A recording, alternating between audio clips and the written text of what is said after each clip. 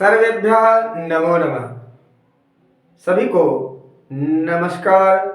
आइए आज के इस ऑनलाइन कक्षा में बिना विलंब किए हम अपने आज के विषय वस्तु पर आते हैं। पहला है सचुत्व संधि। सचुत्व संधि में क्या होता है पहले ये जाने। पाणिनि जी ने सूत्र दिया स्तोः षट्कुणा षटुः षटुः। ये यहाँ पर दंत स है इसलिए स्तोः स्तोः षट्कुणा षटुः।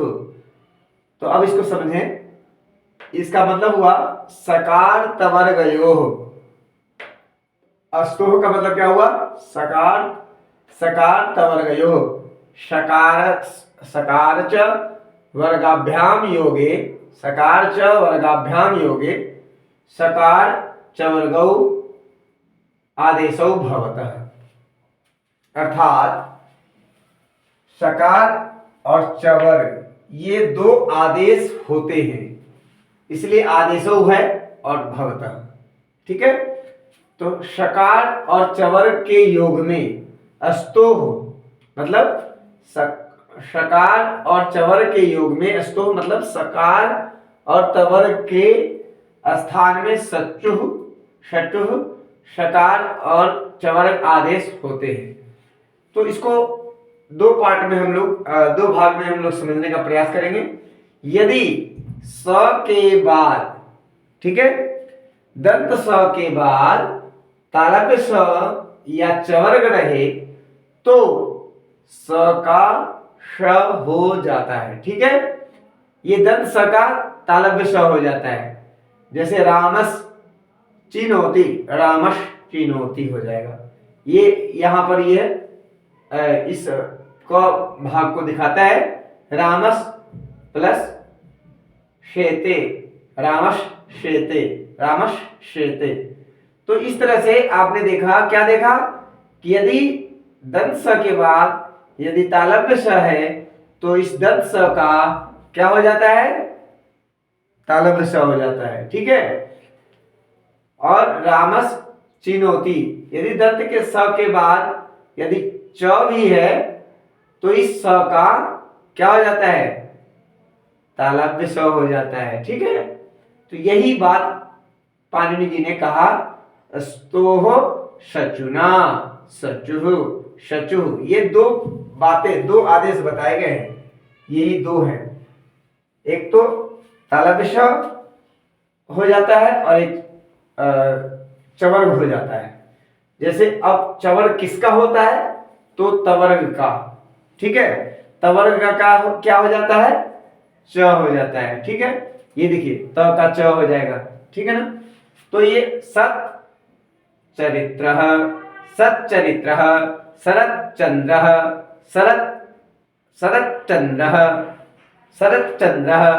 अब इसके बाद है सटुत्व संधि। क्या है सटुत्व संधि? इसको कहते हैं, इसका सूत्र है षट्कुणा षटुः। ये मूर्धन्य ष है। जीव को मोड़ करके यदि हम बोलते हैं तो उसको कहते हैं मूर्धा। तो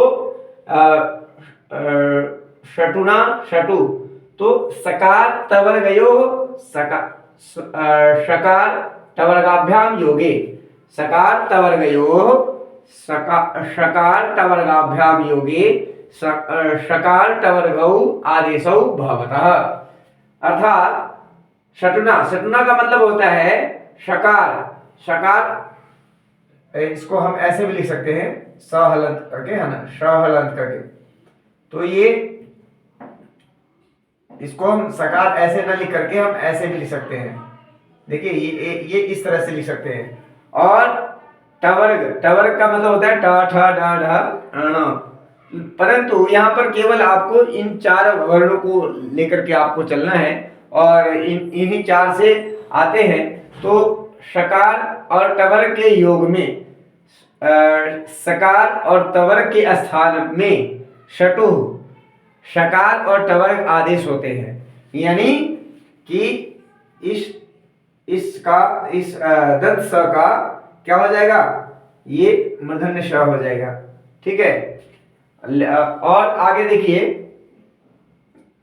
यदि श के बाद, ठीक है, इसको देखिएगा, श के बाद त या थ आए तो क्रम से त को ट, त त त को तकार को, है ना, तकार को ट और थ को ठ, तकार को ठ, या इसको ऐसे करें, त को ठ, ठीक है, क्रम से त को ठ और थ को ठ हो जाता है, ठीक है, इसको याद कर लेंगे, त को ट और थ को ठ आदेश होता है, तो इसलिए कहा उत्कृष्ट जमा तह, उत्कृष्टः, पेश, पेश जमा ता, पेष्टा, पेश जमा तुम, पेष्टुम, पेश जमा तव्यम, पेष्टव्यम, पृष्ठ जमा थम, पृष्ठम, यानी कि थ को ठ आदेश हो गया, यहाँ ये थ को ठ हो गया, ठीक है, इस थ को ठ हो गया।